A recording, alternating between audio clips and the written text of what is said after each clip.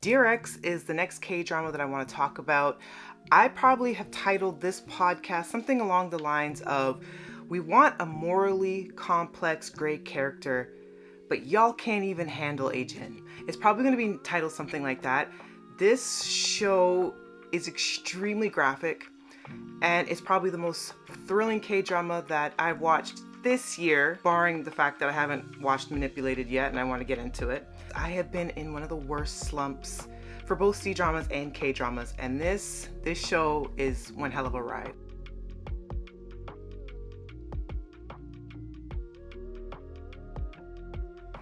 Hi, I'm Monique. I am the host of Off by Purple Heart podcast, where I talk to you about K-dramas, C-dramas, BTS, and so much more. I really had to get on that BTS podcast. However, I want to talk about a K-drama today that has been creating some buzz, and it's Dear X, and it is one hell of a ride, like I said in my little cold open there. Jung has really outdone herself with this show. I think the whole cast is doing well. I think the direction's great. I think the coloring of the show, the tonality, all of it is very dark and melancholy and grim, and the tone of the show is just very disturbing and unsettling. I have to be in the mood for this type of show. I gotta be honest with you, but it just so happens that I am in the mood for this show, and because it's such dire straits right now where there's not really many K-dramas that are really getting through to me that I'm really enjoying. I think Bon Appetit, Your Majesty was the last major one that I really enjoyed. It's just been hard. So Dear X came along, and because I like Kim Jung, and I knew that she had spoken in the past about wanting a more villainous type role, this show really intrigued me, but I didn't realize how much I was going to love it, especially because one of my favorite actors, Hwang In-yup, who does a guest spot in this show, was going to be in it as well. And man, just wait until I get into that part. So I'm going to do a little brief synopsis. I'm going to break this up into different discussion categories.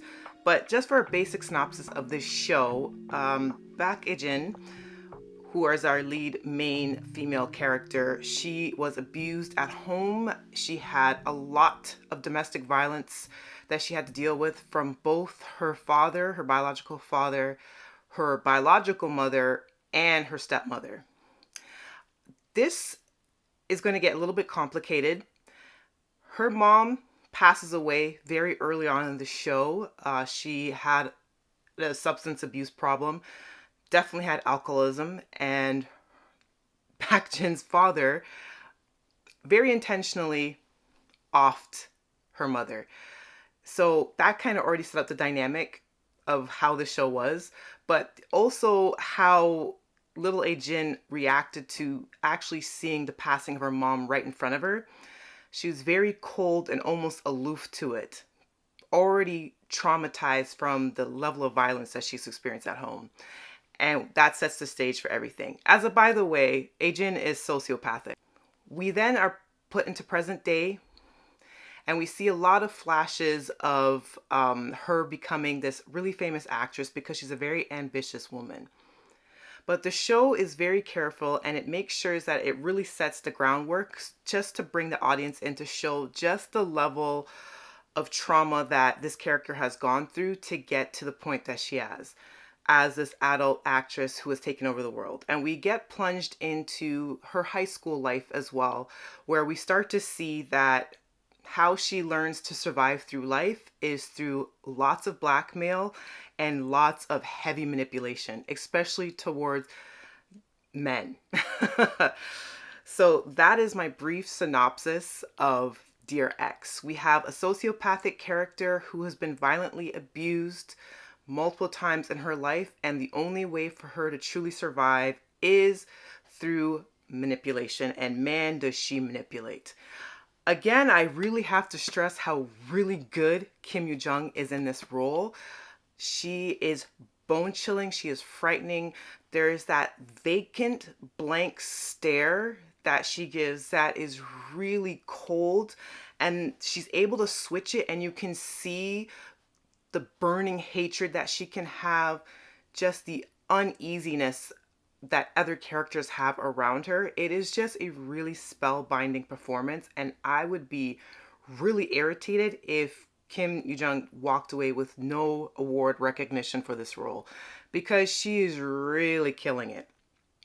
It is really good. I'll also have to say her male co-star Kim Young-dae, but he is really impressive in this role, and I think he's a great counterpart acting wise to Kim Yoo-jung, but everybody is kind of bringing it in this show. So we got the general synopsis out the way. I just want to talk about the things that I really enjoy about the show, other than it just being ultraviolet and graphic, which is weirdly what I'm into right now with the presence of this show. I think, for one, it's just refreshing having a female character like this who is unapologetic in her villainy. The character says it herself, like multiple times, that she doesn't really feel pity for anyone but herself. And I feel the most compelling antagonistic characters that you see on screen are typically types that don't see themselves necessarily as a villain, but see themselves as a person that has been deeply wronged, and they believe in their mind what they're doing is enacting justice that is justly deserved. And oftentimes, you as that viewer can even empathize with that character and even think that some of their actions were absolutely justified due to past events, even recognizing that they still can be horrific people, and in real life you would never want to encounter someone like this. But in a drama, it is incredibly compelling to watch, and you want secretly for them to get away with what they're doing because you genuinely enjoy the journey of them, even if it makes you uncomfortable, even if it can make you downright sick. So that's kind of where I'm at with this show. And I find the discussion around it really interesting because the show didn't shy away from what it was in the synopsis. And definitely in like the first 10 minutes of the show, you know exactly the type of ultraviolence, the grimness, the melancholiness of the show.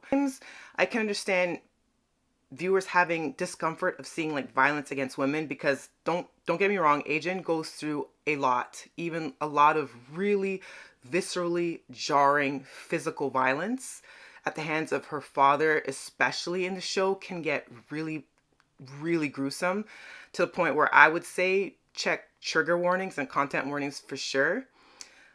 But I'm still enthralled by the entire journey of it. I just like the unabashedness of this character, and it kind of makes me kind of confused about some of the reactions of the show because I'm up to episode 8, and I'm going to have a spoiler section of this podcast where I go more into nitty gritty of what people are taking issue with, what this character has done.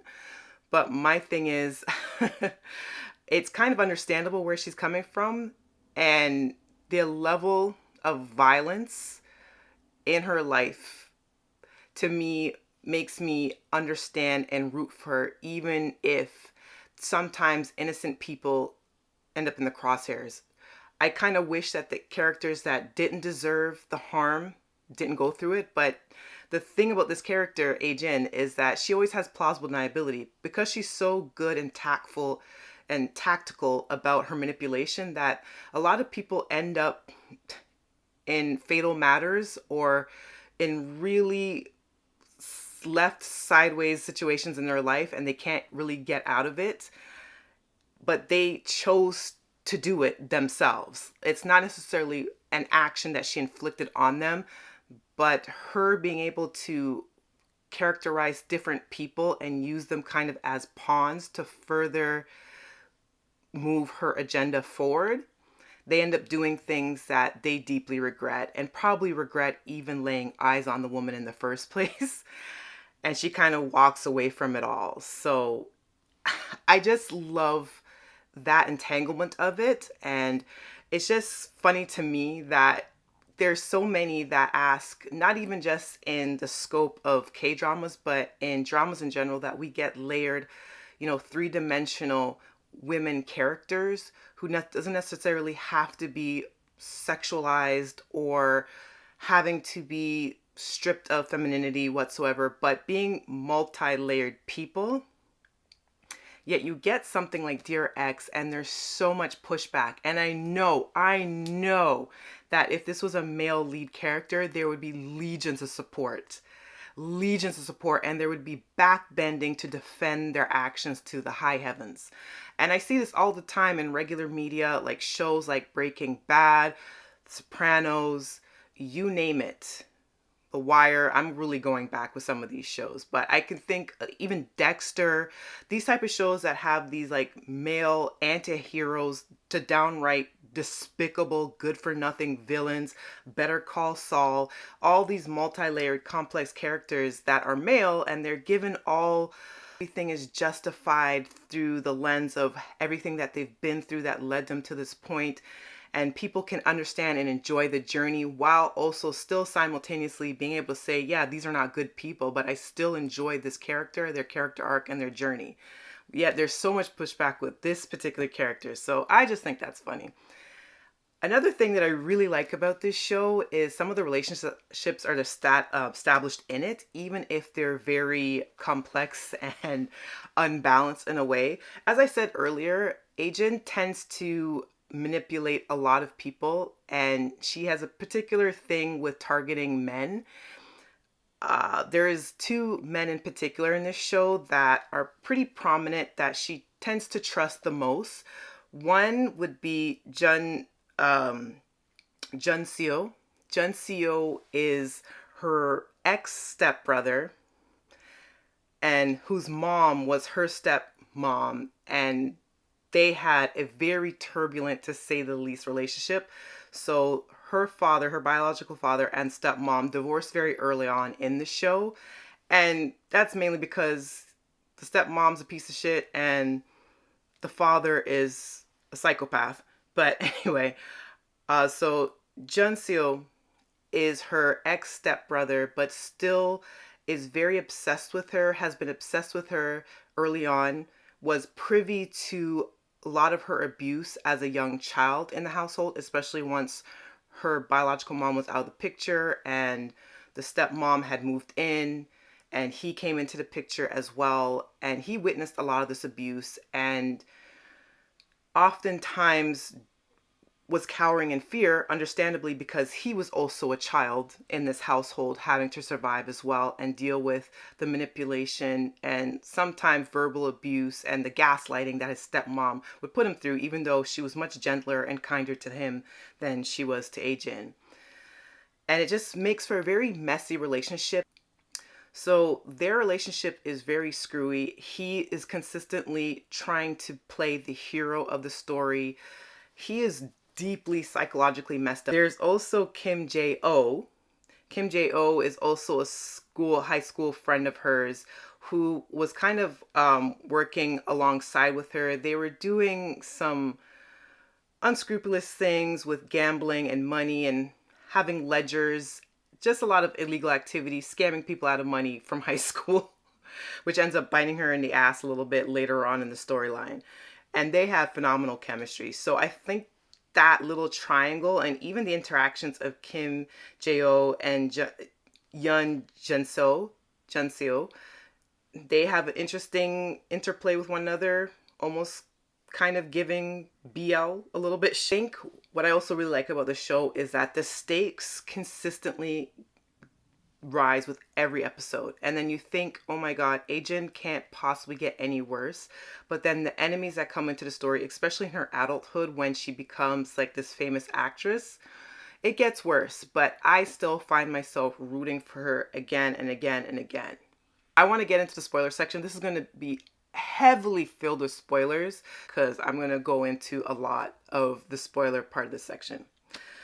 So one of the big things that has become like a topic of discussion amongst those that have been watching this show is the death of a couple of characters that were, I would consider, turning points of the story.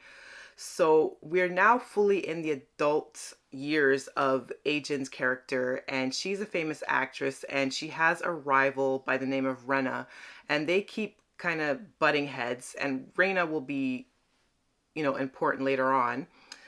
But one of the characters that I believe gave us more of a glimpse of the humanity of Ajin was the grandmother of In-yup's character. I feel like the grandmother was such a central part and such an important piece of the show. And as much as it saddened me that this character passed away, it sets a lot into motion. And it kind of makes me that much more sympathetic towards Ajin's character, because you get to finally see, even as someone as a sociopath, even someone that I would probably more label as someone that has like actual antisocial characteristics, there's definitely some mental health problems, to say the very least, with this character. And I understand where the label sociopath comes from. I do agree with that to a certain extent, but there's definitely some antisocial behavior. But it showed with the grandmother's death that Ajin does have compassion, and that one of the key things that she's been missing in her life is that maternal figure, or an adult that would come into her life and genuinely, with absolutely no judgment, would love her pretty much unconditionally and genuinely care about her well-being. And it's so heartbreaking and devastating that the character had to lose this. And it was seemingly just a freak accident that this grandmother passed away. And because Jun Seo accuses her of killing this grandmother, I think that it irrevocably changed their relationship dynamic as well. Because one of the things with Jun Seo, which irritates me about this character, is that he's obsessive with her, he's in love with her, but he also feels this level of guilt because of his mom almost killing Ajin when they were young, and her kind of always throwing that back in his face, saying that he never really protected her. So all throughout high school and into their adulthood, he still, circles around her life, and he still makes a lot of moral judgments on her. He is consistently, in a way, looking his nose down on her, and he genuinely believes that she is capable of murder because he does witness her actually killing her father, even though her father was extraordinarily abusive, not just even physically violent, but verbally as well. And was also, there was a lot of hints in the show that there was SA occurring in it. As I said, there's a lot of content warnings for this show, because the show says more than once that him and Jun Seo's mom wanted to sell videos of Ajin when she was young in very, let me just say, very compromising, illegal videos. They wanted to distribute to the highest bidder to make money. That's the level of evil that we're dealing with when we're dealing with the adults that are normally within Ajin's life, and what she has grown up with, and why she's become the person that she is today. So with that grandmother character passing away, I was broken for her. And you really genuinely see Ajin feel awful and actually pray for that this woman actually be able to survive her injuries, but she ultimately doesn't. And it just strips away the very last bit of Ajin's actual humanity. To me, marks the unraveling of this relationship, especially from Jun Seo's side. I genuinely think, and I haven't read the manga that this is based off of. There's a lot of readers of it that consistently talk about some of the plot points, annoyingly so, because they're giving a lot of spoilers away without warning. But I do think he will be one of her last targets, because I don't see that relationship ending well in the slightest. Like, at all. But anyways, one of the other key things that really stuck out, which is probably one of the biggest things that now has a lot of viewers turning against Ajin, was the death of In-yup's character that he played. And he played an up-and-coming actor who was dating her arch nemesis and rival, Rena, who also, funny enough, consequently is dating Jun Seo, which is another crazy thing. But in the death of this character in particular, Ajin is essentially blamed because this actor ends up taking his own life after being in a relationship with Ae-jin for over a year. And she basically wanted to use him for his clout because he was an up-and-coming actor, and also as kind of an FU to Reina as well, who was her arch nemesis. And from the time that she started acting and they were kind of in the same agency, Reina has been bullying her both verbally and physically. So it was kind of a FU to her as well. But she had this plan. It was going to be for 1 year just to date this actor and to use the clout off of him and then discard of him. But because of his grandmother and the relationship that she built with her, she didn't want to let go of that.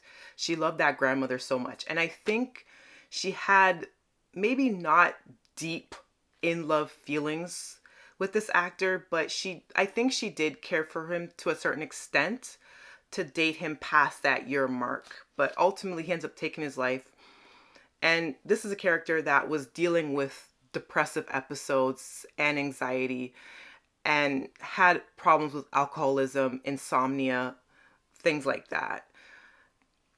And with the death of the grandmother and Ae-jin basically letting her mask slip and kind of very cruelly breaking up with him, he kind of gets pushed over the edge. But he already had a lot of amounting issues and problems. And I think he, in a way, was using Ae-jin as escapism. Like, he wasn't really getting to the root of his mental health issues and his problems, and he was putting a lot of his happiness in another person and in the relationship, which is a very dangerous thing to do, is to tie your entire existence and happiness on a person versus getting counseling, getting help for your own mental health issues, and finding joy within yourself, in your life, and within your career. So he ultimately has a very tragic passing, which was very, very brilliantly played by Jung In-yup. He is so good. He always has to play like the most tragic characters, but it was so good. As far as what I'm looking forward to in the next few episodes, I still want for the other friend, Jo, I want him to have a happy ending in the show. I still want him to be in Ae-jin's life. I really love the chemistry between these two characters, and I feel like she really comes alive when he's near her, and their teasing kind of easy banter I find really enjoyable, and it's a great counterpart to the very tense, in your face sexual tension, but almost building resentment between her and Jun-seo. I like that balance between those two relationships and that friendship trio. The new CEO that looks very sociopathic, that is very obsessed with Ae-jin, I'm pretty sure I'm going to love to hate him. Absolutely. I just want Rena gone. Rena can go away now. And I'm kind of stuck on whether I want Ae-jin to survive. I kind of do, but I just don't think it would be possible in any way, shape, or form for this character to have a happy ending. As I said, it won't be a conventional one. I haven't read the manga, so I don't know. But I'm hoping she, on some level, can walk away from this, and I'm hoping Jo can walk away from this. I don't really see a happy ending for Jun-seo, and to be honest, his actions as of late have been getting on my last nerve, even though the chemistry is really good, but the character, I think his time is coming, and I wouldn't exactly be mad about it. But let me know your thoughts. Are you watching Dear X? If you are, how do you feel about the character of Baek Ae-jin? Are you along my side, where you find her a very compelling, morally gray to morally black character? Or do you completely hate her and despise her and want her to get in the end, and you think that justice should be served and she should be out of the picture because of the innocent lives that have been entangled in a lot of her schemes to basically enact revenge? Let me know your thoughts. You can let me know in the YouTube comments section below if you're watching the video format of this podcast. As well, if you are listening or watching via Spotify or Apple Podcasts, I appreciate your thoughts and commentary as well. Till the next one.